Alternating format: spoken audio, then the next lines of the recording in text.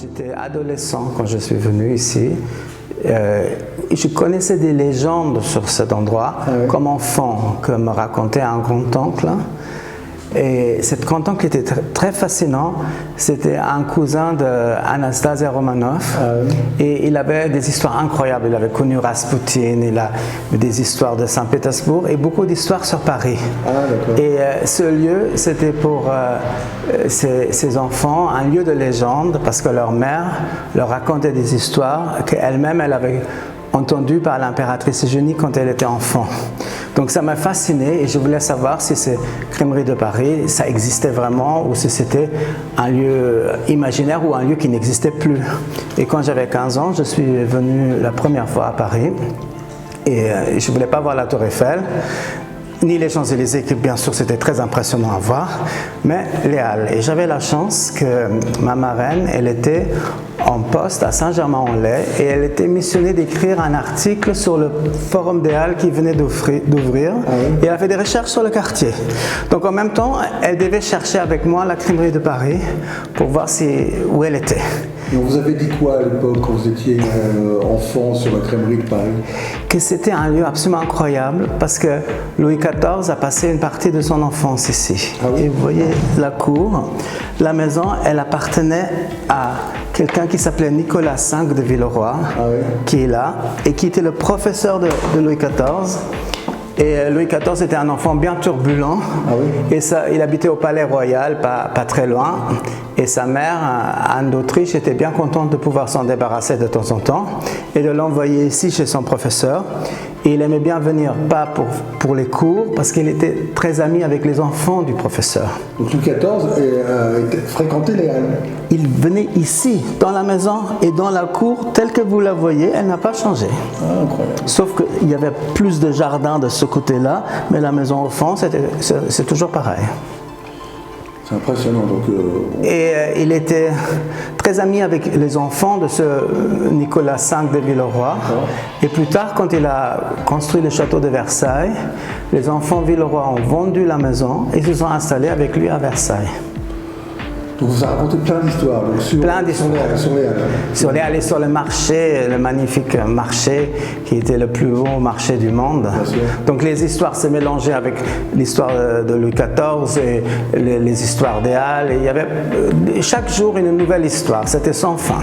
Mais vous êtes arrivé dans les années 80 ici, je pense, non? Je suis arrivé... Giscard d'Estaing était encore président. Ah oui, dans les années 70. Non, c'était, je pense, à 80. Été 80. Limite, d'accord. Limite, ouais. Et ça ressemblait à quoi les Halles à ce moment-là? J'étais très déçu parce que, bien sûr, le magnifique marché n'existait plus. Et c'était un côté très 70s. Le nouveau forum qui était tout neuf et la rue des Halles qui était assez délabrée. Et ici, la crèmerie, quand je l'ai trouvée, elle était fermée par des planches en bois, barricadée par des planches en bois. C'était un local abandonné, on ne savait pas ce que c'était. Donc c'est un rêve. Et en face, là où il y a le restaurant Gladine aujourd'hui, c'était encore une crèmerie qui s'appelait Bof Hall. Pourquoi ça s'appelle la crèmerie? Il y a une raison pour ça? Parce qu'on est face au pavillon Baltard. Et les pavillons Baltard, chaque pavillon avait sa spécialité. Et le pavillon 10 et 12, c'était les pavillons des produits laitiers.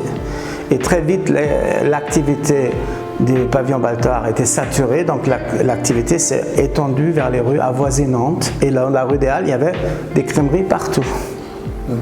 Et il y avait aussi un petit peu de magasins de fruits et légumes parce que le pavillon 8 qui est juste à côté, d'ailleurs le seul qui existe encore parce qu'il a été transféré à Nogent-sur-Marne, c'était le pavillon des fruits et légumes. Et parfois ça changeait de propriétaire, donc ça passait de crèmerie au primeur, mais c'était essentiellement des crèmeries.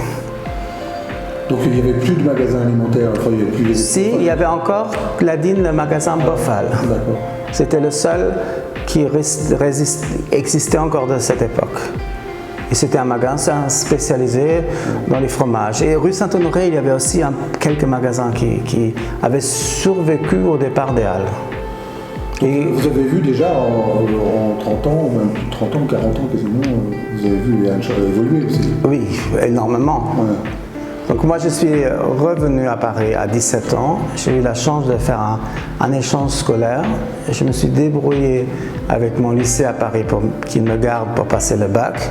Et une fois que j'ai eu le bac, j'ai commencé des études que je n'aimais pas et j'ai eu la chance de pouvoir ouvrir à côté, à l'entrée crèmerie numéro 2, une petite boutique de téléphone. Et cette boutique elle a très bien marché et grâce à ça, j'ai pu construire la base du patrimoine actuel des crèmeries. Et vous avez vu la population changer aussi, donc en 40 ans, j'imagine. Oui, mais c'était toujours vivant et intéressant. Il y avait beaucoup d'agences de mannequins ici. C'était une vie de la nuit. C'était pour quelqu'un de jeune, très amusant comme quartier et beaucoup plus amusant que le 16e où était mon lycée, où j'étais dans une famille d'accueil qui était très sympathique, mais c'était un peu fermé comme quartier. Hein. C'était pas du tout la même chose.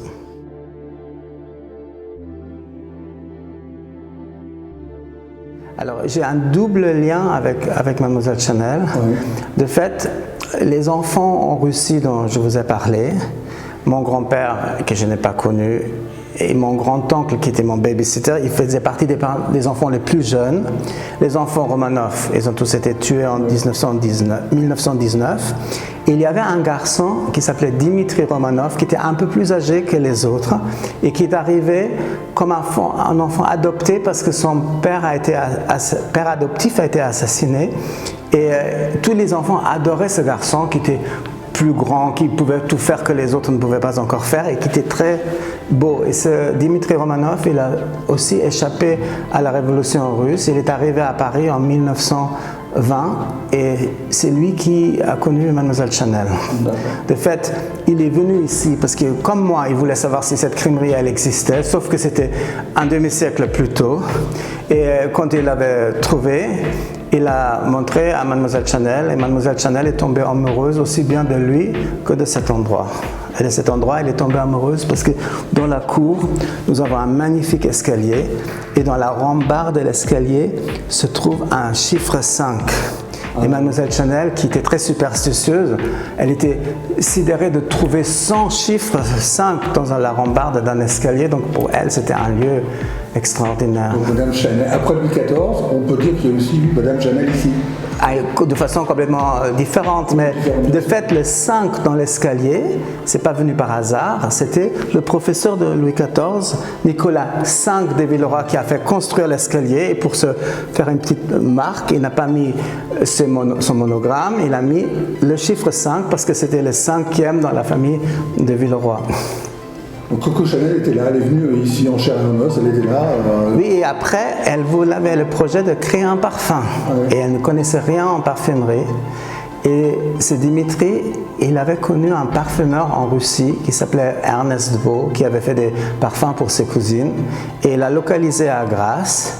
Et après, elle a organisé un voyage à Grasse et quand ils sont arrivés, il avait préparé 10 échantillons numérotés de 1 à 5 et de 10 à 15. Et Mademoiselle Chanel, elle n'a pas ouvert les bouteilles pour sentir laquelle sentait le mieux. Elle a pris le numéro 5 par son instinct et c'est ça qui est devenu le parfum le plus célèbre au monde. Donc ça, c'est un peu l'origine des liens. Et les années sont passées. En 1938 est arrivée à Paris une femme qui était extrêmement belle et toute Paris était fasciné par elle et les gens ne comprenaient pas comment c'était possible qu'une femme si belle était couverte de bijoux, habillée haute couture, elle habitait à l'hôtel Meurice et surtout elle n'avait pas de mari. Et comment une femme pouvait être aussi indépendante. Et est-ce que vous savez pourquoi elle avait ce train de vie extraordinaire? C'est une femme très riche. Pas du tout. Non. Son père était un professeur d'un lycée au fin fond du Brésil. Alors, je ne sais pas. est arrivé comme agent secrète. Ah, ça, voilà. Et le président de son pays, il était très sollicité par l'Allemagne par rapport à la guerre qui s'approchait. Et il ne savait pas trop s'il devait s'allier avec les Allemands ou avec les Américains. Et donc il l'a envoyé pour qu'elle cherche des informations. Et elle avait des cartes de crédit, ça n'existait pas à l'époque, mais elle avait un chèque en blanc pour pouvoir facilement naviguer dans la haute société. Et elle était invitée partout et où elle pouvait, elle cherchait des informations. Et donc elle cherchait des informations aussi chez Mademoiselle Chanel, qui ne se rendait pas du tout compte qui elle était vraiment et qui était fascinée par elle parce qu'elle était extrêmement belle et très très amusante. Donc cet agent secret brésilien. Il s'appelait Aimé Sotomayor. Hein. Une grande amie de Chanel, vous l'avez rencontrée au Havre? Non, je l'ai connue, donc elle était amie de Chanel avant la guerre. Après la guerre est partie et arrivée, leurs liens ont brisé. Et dans les années 60, ils se sont retrouvés et ils ont renoué leur amitié. Et Coco Chanel était très seule à la fin de sa vie.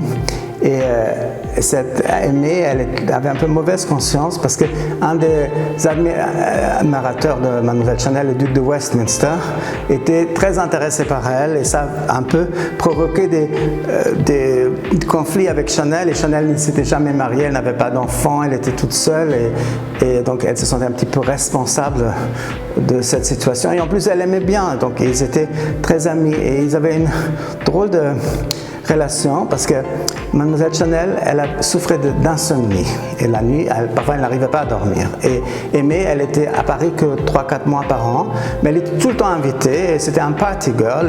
Et quand à 2h du matin, Mademoiselle Chanel n'arrivait pas à dormir, Aimée venait juste de rentrer d'une soirée.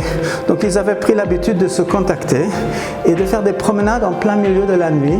Une ne pouvait pas dormir, l'autre était contente de pouvoir raconter les potins de tout ce qui était arrivé dans la soirée que Mademoiselle Chanel, naturellement, ça l'intéressait beaucoup, même si elle ne sortait pas. Et leur chemin habituel, c'était le long de la rue Saint-Honoré, vers les Halles, qui était ouvert toute la nuit. Ils ont pris un verre à la Maison Rouge en train de regarder un petit peu ce qui se passe. Et après, ils sont venus ici, s'installer dans l'escalier, parler du beau vieux temps, et ils sont rentrés à Paris, dans leurs hôtels. Et ça a dû durer peut-être 1 heure, cette promenade, mais après, tout le monde pouvait bien dormir. Et moi, j'ai eu la chance de rencontrer cette femme quand j'avais 19 ans et je n'avais pas la moindre idée qui était, sauf qu'elle était toujours très très belle et extrêmement fascinante et drôle. Et elle a vécu très très longtemps et c'est petit à petit que j'ai appris des choses, mais je ne réalisais pas vraiment. Et à l'époque, Chanel, ça ne m'intéressait pas. Et elle me parlait de temps en temps de Chanel, mais ça rentrait d'une oreille, ça sortait de l'autre. Et c'est seulement quand elle est décédée à 103 ans qu'elle commençait à me manquer et je me suis fait des recherches sur elle et petit à petit j'ai appris des choses dont je connaissais des bouts mais pas le reste. Et j'ai acheté plein de livres sur Chanel et j'étais étonné de voir que c'était les mêmes personnes qui étaient dans les livres que tous les deux ils ont connus. Et certes parfois je les avais même connus encore moi-même sans réaliser qui étaient ces gens.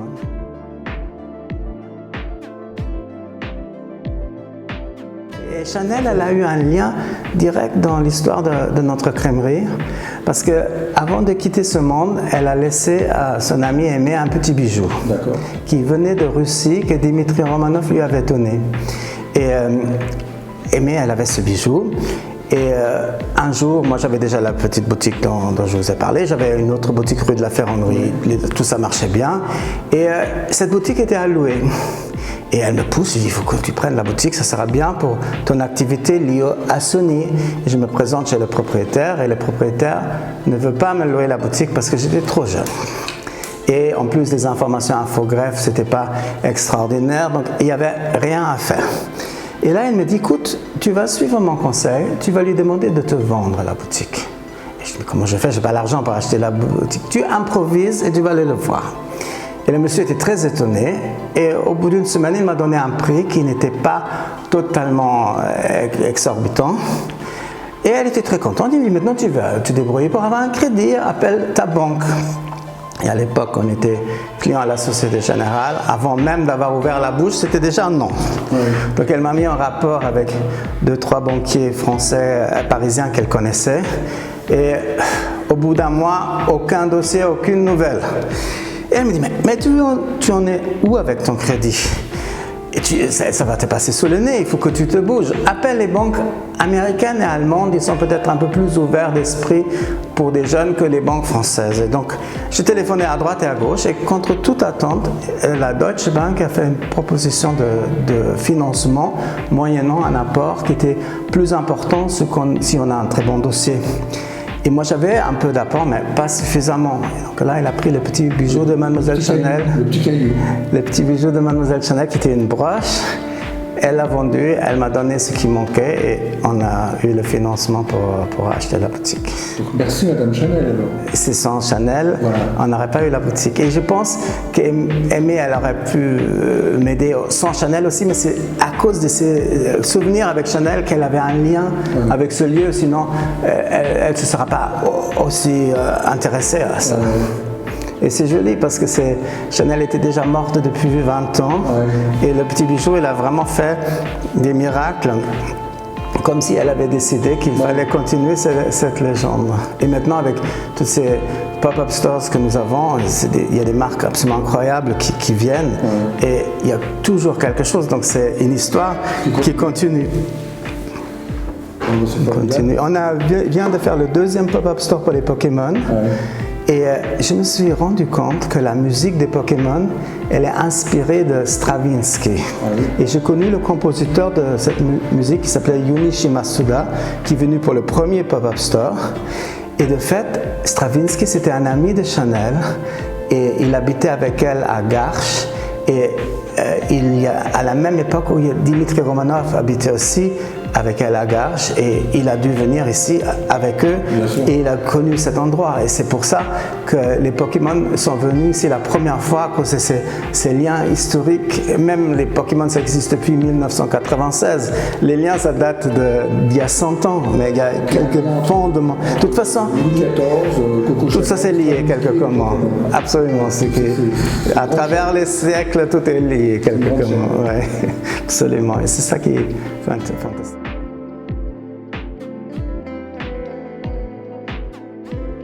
Ce qui est joli ici, c'est vraiment un endroit, il y a de tout pour faire un monde. Et c'est pas un endroit snob, c'est pas un endroit que pour des jeunes. Il y a tout le monde s'y croise ici. L'esprit idéal demeure. Très ouvert, il demeure. Il demeure.